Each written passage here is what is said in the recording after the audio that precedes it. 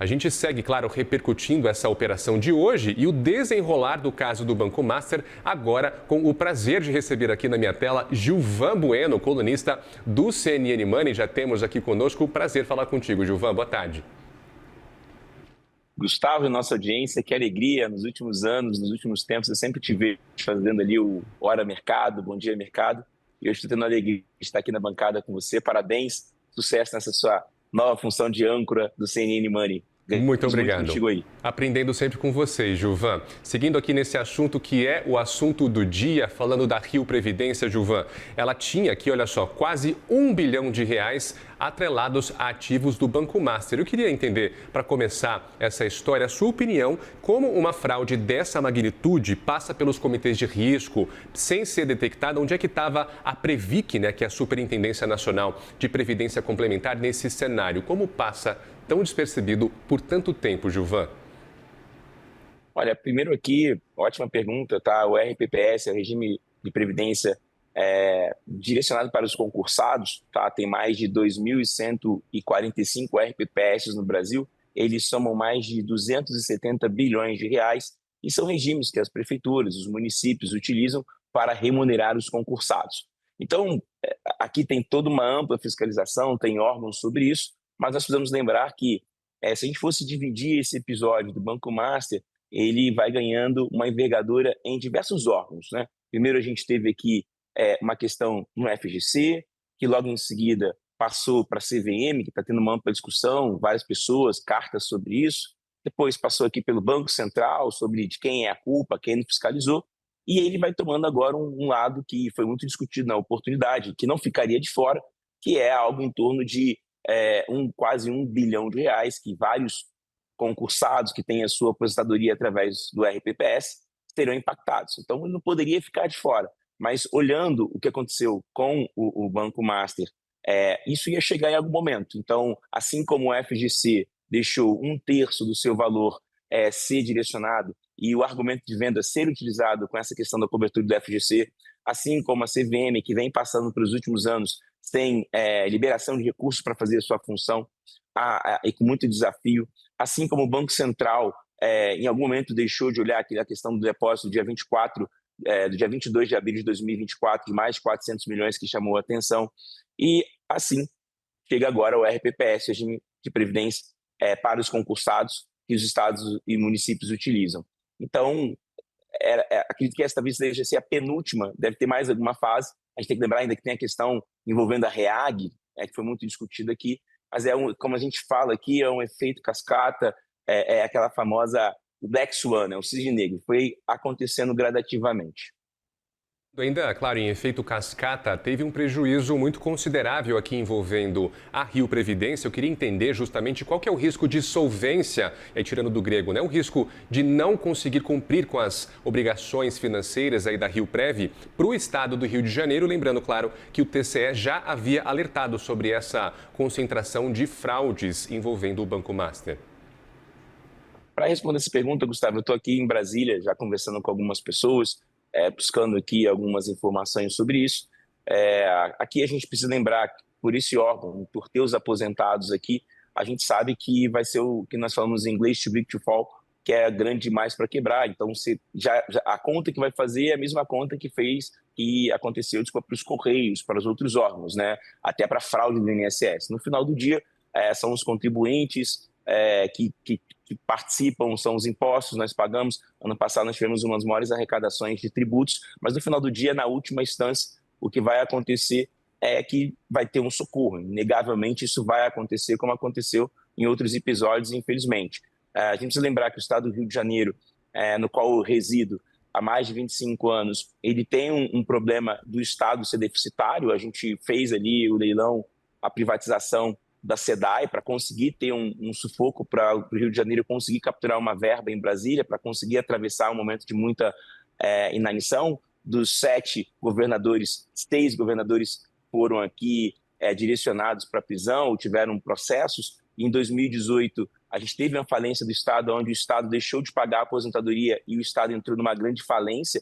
Isso é uma verdade. Eu sempre gosto de destacar, o PIB de São Paulo é um PIB de 3 trilhões de reais, o PIB do Rio de Janeiro é um PIB de 1 trilhão de reais.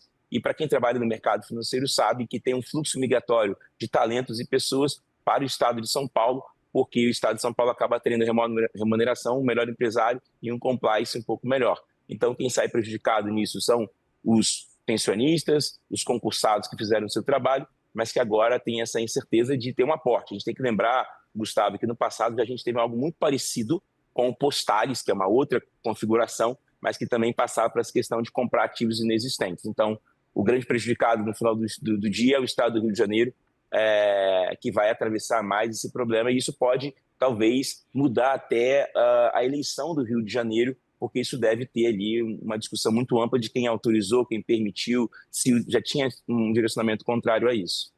Bueno, deixa eu me aprofundar nessa questão da ajuda, do socorro que vem agora de algum lugar. Como é que o mercado vai precificar esse rombo da Rio Previdência? E existe ainda um risco do Tesouro Nacional ter que intervir, ter que apagar o fogo aí? Ou o Estado do Rio de Janeiro tende a atrasar o pagamento dos aposentados? Como você vê isso aqui já no curto prazo? No curto prazo, a gente não tem muita clareza do que vai acontecer. Essa conta vai chegar, o que a gente vai entender é o seguinte: na primeira questão é o Estado, né? O Estado ali, o Rio Previdência, está direcionado ao Estado do Rio de Janeiro. Então, pensando, se tudo der errado, se o Estado não conseguir arcar isso, ele vai acionar o governo federal e o governo federal vai acionar o Tesouro Nacional. Ainda é muito precipitado a gente dizer o que vai acontecer de fato, porque vai ter uma investigação, entender essa capacidade econômica. A gente tem que lembrar que até recentemente a gente teve algumas reportagens falando sobre o BRB aqui em Brasília, mas ainda é muito precipitado. Mas pensando na cronologia dos fatos, se tudo não der certo com o Estado, ele vai acionar o governo federal e o Tesouro Nacional. A grande questão é que o RPPS, diferentemente do que acontece com a Previdência, que é fiscalizada pela SUSEP, com os fundos de investimentos, que até tem uma discussão de Banco Central entrar nessa questão, mas é um atributo da CVM. O RPPS ele tem uma fiscalização, uma natureza um pouco distante do primeiro nicho, eu vou chamar de primeiro nicho da família Faria Lima. O primeiro nicho da família Lima são os fundos de investimentos, que são mais de 9 trilhões de reais, através do regime da lei CVM 175, que regulamenta os fundos de investimentos abertos a pessoas físicas no Brasil. Eu chamo isso do primeiro nicho, né? As que têm os maiores impactos. Logo em seguida, a gente tem aqui os fundos de previdência, que você vai ter aqui a SUSEP fazendo um trabalho de fiscalizar, e os RPPS eles vêm aqui como se fosse a terceira camada dessas instituições de fundos de investimentos. Logo que você olha o valor que ele representa, é algo em torno de 280 bilhões. Quando a gente compara os fundos de primeira linha dos regimes abertos aqui, que são mais de 9 trilhões de reais, com o RPPS tem 209 bilhões, então é um valor pequeno, mas que atinge muitos municípios do Brasil. Então, em linhas gerais, ele não tem um impacto tão grande como se fosse uns fundos, como teve ali o caso da REAG, ele fica logo ali no terceiro nicho, e aí é onde o governo vai ter que conversar com o Tesouro Nacional. A gente precisa entender um pouco melhor, é um pouco precipitado dizer o que for acontecer, mas se tudo der errado, a linha é o governo do Estado do Rio de Janeiro vai falar que não tem recursos, vai acionar o governo federal vai tentar fazer alguma questão e talvez se converse sobre o Tesouro Nacional, pensando numa ordem organizada dos fatos. Aí no meio da sua dissertação você falou em CVM, palavrinha mágica. Vem aqui comigo para outra polêmica, Gilvan. Olha só, na coluna da Malu Gaspar, lá do Globo, ela apontou que o Ailton Aquino, que é diretor do Banco Central, pediu ao presidente do BRB, segundo a apuração dela, que comprasse, portanto, carteiras fraudadas do Banco Master, né? No então presidente do BRB. Essas carteiras de crédito que, inclusive, levaram à prisão de Daniel Vorcaro, dono do Banco Master. Então, dado que o diretor de fiscalização do Banco Central agora está sob suspeita, né, de ajudar o Master, aquela proposta da ministra Esther Dweck, que confirmou no Fórum Econômico de Davos que sim, essa atribuição de fiscalização de fundos da CVM pode passar para o Banco Central, ainda faz sentido ou que a gente precisa mesmo é de uma reforma de governança do Banco Central? Olha, aqui o Galípolo tem colocado todas essas discussões. O Ailton Aquino é um executivo de carreira do Banco Central, tem mais de 20 anos nessa instituição. No primeiro momento, o ministro Dias Toffoli solicitou uma cariação entre o Ailton Aquino, o presidente do BRB, o Paulo, e o Vorcaro, para entender o que estava acontecendo. O Banco Central fez aqui uma questão de falar, cara, o Ailton aqui representa uma outra questão, mas acho que é um pouco prematuro botar o Ailton nessa discussão, porque ele está numa autarquia e o papel dele é receber os documentos ali, avaliar os documentos e depois partir para alguma questão. Então, como autarquia, o Banco Central